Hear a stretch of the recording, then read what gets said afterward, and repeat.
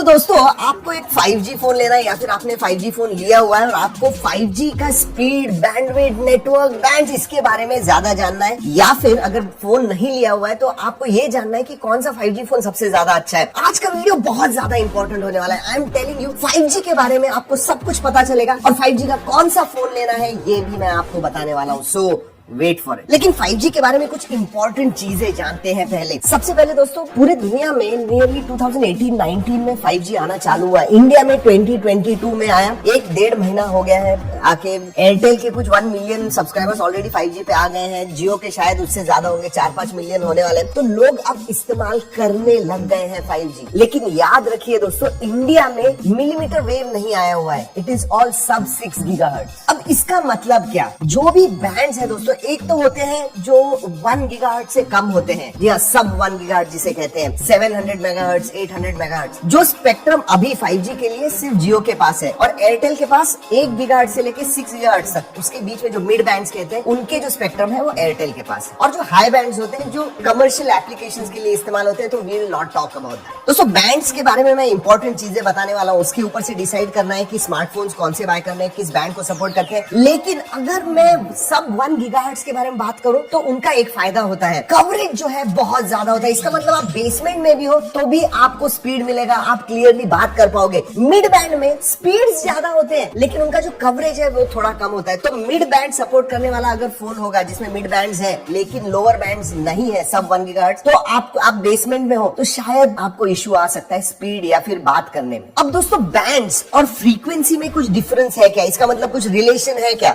Yes, to a certain extent. For example दोस्तों 1 gigahertz के नीचे जो भी फ्रीक्वेंसीज है उनमें टोटल 4 बैंड्स हैं, N5, N8, N20, N28। ये जो बैंड्स हैं ये सब 1 गीगाहर्ट्ज है। लेकिन अगर मैं स्पेसिफिकली जियो के बारे में बात करूं तो वो इस्तेमाल करते हैं N28। तो जो स्मार्टफोन N28 इस बैंड को सपोर्ट करेगा, और अगर वो फोन लेके आप बेसमेंट में भी जाओगे जहां पे बहुत सारे वॉल्स वगैरह, फिर भी आपको कवरेज अच्छा आएगा। एट द सेम टाइम अगर N28 वाला नहीं है, आपके पास N77 जो मिड बैंड है, N77, N78 वाले फोन है, वो अगर आप लेके जाओगे, N28 का सपोर्ट नहीं है तो उतना ज्यादा अच्छा कवरेज आपको नहीं मिलेगा। लो बैंड्स का सब 1 गीगाहर्ट्ज का और एक फायदा है दोस्तों, एंड फायदा ये है कि जब आप ट्रैवल कर रहे हो फास्ट स्पीड्स में, एक सिटी से दूसरे सिटी जाते हो, तो बहुत ही सीमलेसली स्विच हो जाता है। तो आपको कनेक्शन मिलने में जब मूव करते हो सिटी, ज्यादा प्रॉब्लम नहीं आएगा। सो रोमिंग में that is a big advantage. अब दोस्तों 5G इंफ्रास्ट्रक्चर के बारे में बात करते हैं। अब इंफ्रास्ट्रक्चर जब मैं कह रहा हूँ, इसका मतलब अलग अलग टाइप के नेटवर्क है। इनफैक्ट इंडिया में अभी तो वी के बारे में पता नहीं है, एयरटेल और जियो दोनों 5G लेके आए हैं। लेकिन जो एयरटेल का इंफ्रास्ट्रक्चर है वो 4G के ऊपर ही उन्होंने बिल्ड किया है। इसका मतलब जो 4G के टावर्स थे उसी से आपको 5G मिल रहा है, और इसीलिए उसे नॉन स्टैंड अलोन कहते हैं। लेकिन जियो ने उनका जो 5G का इंफ्रास्ट्रक्चर है ग्राउंड अप पूरा नया बिल्ड किया हुआ है, उसकी वजह से उनका स्टैंड अलोन है। तो अगर मैं सिंपल लैंग्वेज में आपको बताना चाहूँ तो एयरटेल जो है वो 4G प्लस प्लस प्लस ऐसे मैं कह सकता हूँ, वेयरएज रियल 5G जो है मैं कहूंगा जियो का है, क्योंकि वो स्टैंड अलोन नेटवर्क। और दोस्तों ये बात साबित भी होती है, जो उकला का नया रिपोर्ट आया हुआ है उसके हिसाब से जो जियो के स्पीड्स हैं वो 600 Mbps के ऊपर, 600 to 800 Mbps तक जाते हैं। वेयरएज अगर मैं एयरटेल के बारे में बात करूं तो वो 350 Mbps से लेके 500-550 Mbps तक जाते हैं। तो स्पीड स्टैंड अलोन में ज्यादा अच्छा होता है। सो ओवरऑल अगर मुझे रिकमेंड करना है कि कौन सा नेटवर्क आपने चूज करना चाहिए, मोबाइल नेटवर्क, तो स्टैंड अलोन होगा। बट याद रखिए दोस्तों, स्पीड इज नॉट एवरीथिंग। जी हाँ, अभी क्या हो रहा है पता है, बहुत सारे लोगों को 5G मिल गया है, वो स्पीड टेस्ट रन करते हैं, 1 Gbps वगैरह उन्हें मिलता है, लेकिन उसमें हार्डली इन 10-15 सेकेंड्स उनके 500 MB 600 MB खत्म हो जाते हैं। तो स्पीड ज्यादा होने के थोड़े से नुकसान भी है, but that is what I think you should know.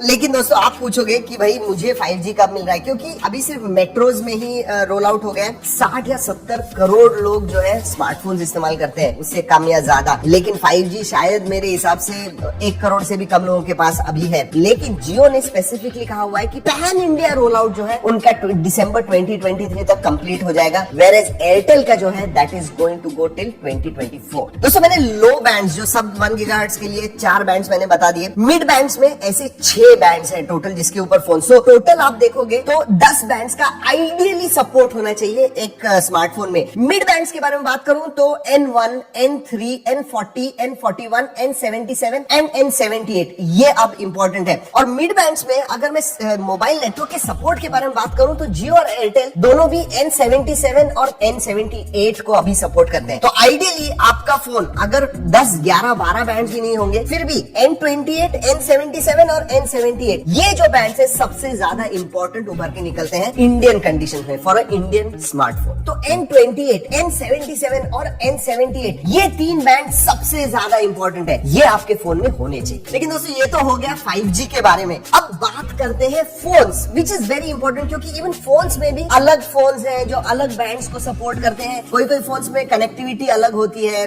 किसी में कैरियर एग्रीगेशन होता है, मीमो 2x2 या फिर 4x4 मीमो होता है, किसी में नॉर्मल सिंगल बैंड कनेक्टिविटी होती है। तो इसके बारे में भी जानना बहुत ज्यादा इंपॉर्टेंट है। When you are buying a 5G smartphone, ये नॉलेज होना इंपॉर्टेंट है। तो क्यों ना ऐसे करते हैं दोस्तों, हमने अलग अलग 5G फोन्स, बहुत सारे 15-20 फोन्स हैं जो अभी रिसेंटली लॉन्च हुए, उनके बारे में बात करते हैं। हमने एक्सटेंसिव स्टडी किया हुआ है अलग अलग ब्रांड्स को लेके कि कौन सा ब्रांड जो है सबसे ज्यादा 5G कनेक्टिविटी देता है, सबसे ज्यादा बैंड देता है, कनेक्टिविटी के मामले में सबसे ज्यादा अच्छा कौन सा है। ओवरऑल दोस्तों अगर मैं सभी ब्रांड्स के बारे में बात करूं तो एक चीज मुझे ज्यादा अच्छी लगी, ब्रांड्स जो है ना मोबाइल नेटवर्क्स के साथ मिलके अच्छी तरह से काम कर रहे हैं। अगर ब्रांड्स के बारे में बात करूं तो सैमसंग, पोको, रेडमी, ये जो फोन्स है ना, ये मैं कहूंगा अच्छे हैं क्योंकि 10 बैंड में से इनका जनरली 7, 8, 9 बैंड्स का सपोर्ट होता है। So 90% of the times all the bands are covered, even future proof मैं कहूंगा। अभी N77, N78, N28 का सपोर्ट है, ये 3 ही बैंड्स हैं। लेकिन फ्यूचर में अगर वी कोई नया बैंड लेके आए या फिर जियो भी नए बैंड्स पे आपको इंटरनेट दे रहा है, 5G इंटरनेट, देन वो भी सपोर्ट मिल रहा है। लेकिन एक ब्रांड जो है ना मेरे हिसाब से स्टैंड आउट हो रहा है और वो है मोटोरोला। उनके सभी फोन्स हमने देखे, सब जो भी बैंड्स इंडिया में होने वाले हैं, सपोर्ट जिनका होने वाला है, सभी बैंड्स को मोटोरोला के जो फोन्स है वो सपोर्ट कर रहे हैं। आप कोई भी फोन लीजिए रिसेंटली लॉन्च, कम से कम 12 या 13 बैंड्स को सपोर्ट करते हैं। तो कुछ ऐसे भी बैंड्स हैं जो आप इंटरनेशनली जब ट्रैवल करोगे तो उसका भी आपको फायदा होगा, क्योंकि 10 बैंड्स टोटल है इंडिया में, लेकिन अगर बाहर की कंट्रीज में जाओगे तो और भी ज्यादा बैंड्स है। तो वो भी ध्यान रखिए, अगर आपकी इंटरनेशनल ट्रैवल बहुत ज्यादा होता है और उधर आपको 5G चाहिए तो सिर्फ 10 बैंड्स ही नहीं, जिस कंट्री में आप जाओगे उस कंट्री के जो बैंड्स है उनका भी सपोर्ट होना चाहिए। उस मामले में मैं कहूंगा मोटोरोला के जो फोन्स है they really stand out. One more thing जो मुझे अच्छी लगती है, बहुत जो दूसरे ब्रांड्स है ना, सस्ते फोन जो होते हैं 10 से 15 हजार के बीच में बजट रेंज के फोन है, उनमें कम बैंड्स का सपोर्ट देते हैं। जो फ्लैगशिप लेवल के होते हैं उनमें ज्यादा बैंड्स का सपोर्ट होता है। बट अगर मैं मोटोरोला के बारे में बात करूं, लिटरली 11,500-12 हजार से उनके फोन स्टार्ट होते हैं and they go all the way up to 50-60,000 जो उनके एज सीरीज वगैरह, सभी में आपको 12-13 बैंड्स का सपोर्ट मिलता है। So I must give a big thumbs up to Motorola in that sense. लेकिन और एक चीज मैं बात इधर करना चाहूंगा, क्योंकि we are just at the start. बहुत बार ऐसे होता है कि फोन्स जो है 5G बैंड्स को सपोर्ट करते हैं, फिर भी आपको 5G नहीं मिलता है। देयर इज अ रीजन, वो लॉक्ड होते हैं, उनके लिए सॉफ्टवेयर अपडेट लगता है। फॉर एग्जांपल अभी आईफोन जो है 1 महीना हो गया 5G आके, फिर भी अभी भी जो आईफोन्स है दोस्तों उनके ऊपर आपको 5G नहीं मिल रहा है, क्योंकि उनको एक सॉफ्टवेयर अपडेट देना पड़ रहा है। So all the brands need to release a software update. Samsung उस मामले में कहूंगा इज रियली गुड, क्योंकि वो अपडेट्स दे रहे हैं। इमीडिएटली जैसे ही 5G नेटवर्क आता है आपका फोन सपोर्ट करेगा। क्विकली 2-3 फोन्स के बारे में बात करूंगा जो मुझे लगा स्टैंड आउट है। मोटोरोला की कनेक्टिविटी भी अच्छी होती है क्योंकि कैरियर एग्रीगेशन वगैरह होता है। तो अगर 15,000 के नीचे आपको एक फोन चाहिए दोस्तों, मैं रिकमेंड करूंगा as a all-round performer G51। तो थोड़ा बजट आप 16,000 तक एक्सटेंड कर सकते हो, तो उनका मोटोरोला G62 भी अच्छा है दोस्तों, क्योंकि उसका डिस्प्ले जो है that is much better. So you can look at that. वैसे दोस्तों मैं स्क्रीन पे हर एक प्राइस रेंज में जो है अंडर 20,000 के दिखा रहा हूँ कौन से फोन्स आप देख सकते हो, यू नो, रिकमेंडेड वंस। अगर दोस्तों 25,000 के नीचे फोन्स के बारे में बात करूं तो मैं 2 कहूंगा आपसे। एक तो मोटो G82 अच्छा है, साथ में Redmi K50i भी मैं कहूंगा बहुत सिमिलर है। So you know you can look at both of them. याद रखिए दोस्तों ये 5G फोन्स रिकमेंडेशन है। और अगर अंडर 30,000 के बारे में बात करूं तो मोटोरोला का मोटो H30 है, या फिर इवन ओप्पो का जो Reno 8 है वो भी आप देख सकते हैं। पोको के मामले में बात करूं तो पोको F4 भी इज प्रीटी गुड। और अगर मैं प्रीमियम रेंज के बारे में बात करूं बिटवीन 30 एंड 40,000 तो मैं कहूंगा अगेन मोटो H30 फ्यूजन है, मोटो H30 अल्ट्रा भी है दोस्तों, उसी प्राइस रेंज में आता है अराउंड 40,000 के। और वैसे प्रीमियम फोन्स में 5G आता है, 4G सिर्फ 4G फोन्स प्रीमियम फोन्स में नहीं है, they are generally 5G। Finally एक सवाल मुझे हमेशा पूछते हैं लोग कि भाई अब 5G आ गया तो 4G चला जाएगा क्या, 4G के फोन हमने लेने चाहिए या नहीं। नहीं दोस्तों, 4G is going to be there for next 2, 3, 4 years. तो अगर स्पीड की आपको ज्यादा जरूरत जरूरत नहीं है, you can also look at